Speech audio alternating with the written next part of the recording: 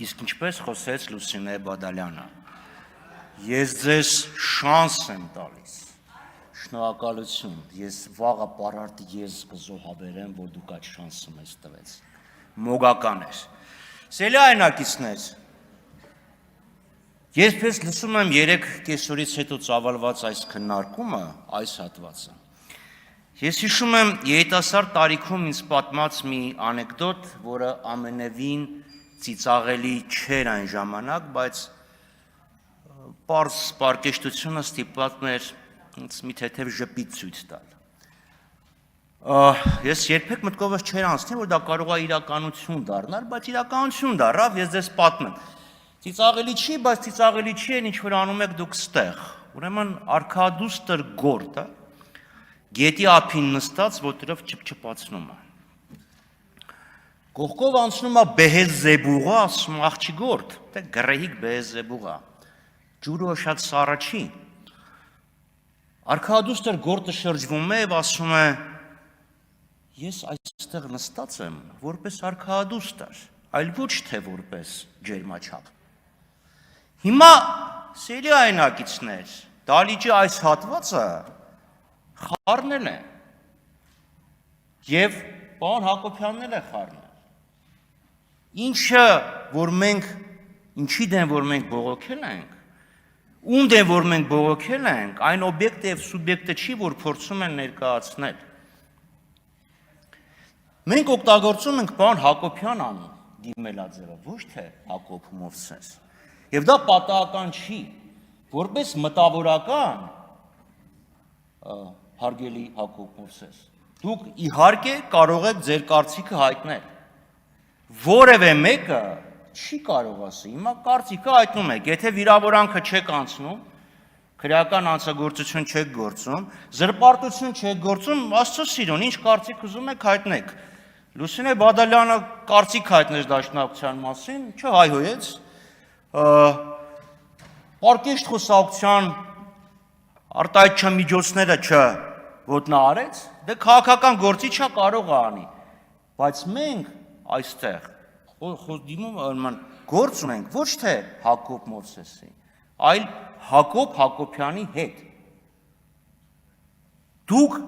պետք է կարողանաք տարանջատեք Հակոբ Մովսես մտավորական եւ Հակոբ Հակոբյան սահմանադրական ինքնավար մարմնի անդամ, որը ունի որոշակի գործառույթներ։ Ձեր գնահատականը հակասում է, ասկան ձեր ոչ թե գնահատականի էությունը,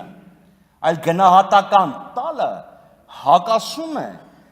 մարմնի անդամ լինելու իրավունքների եւ պարտականությունների հետ։ Դուք էլ ստեղ կանգնած խոսում էիք եւ դալիճը ձեզ հարցեր էր տալիս, որոնք ուղղված էին Հակոբ Մովսեսին, ոչ թե Հակոբ Հակոբյանին։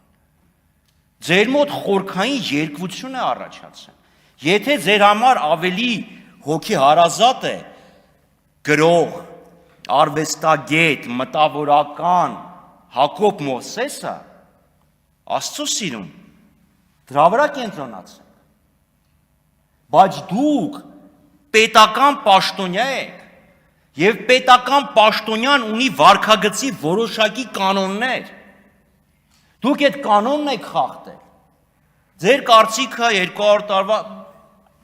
շատ լավ է, որ մարդը կարծիք ունի, բայց լինելով հանձնաժողովի անդամ, կարծիք հայտնելու սահմանափակում կա։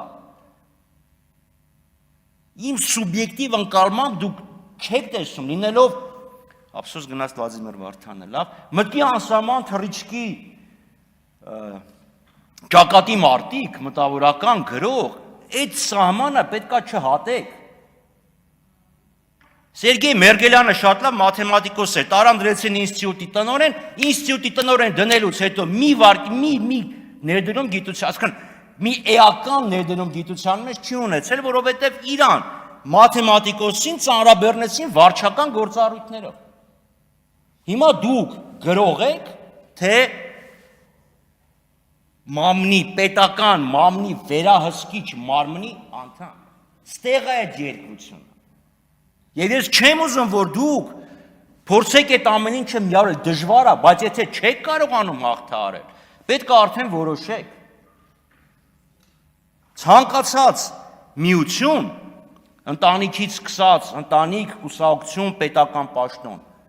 որոշակի սահմանափակումներ է դնում անձնական ազատության վրա։ Գիտակցեք դա,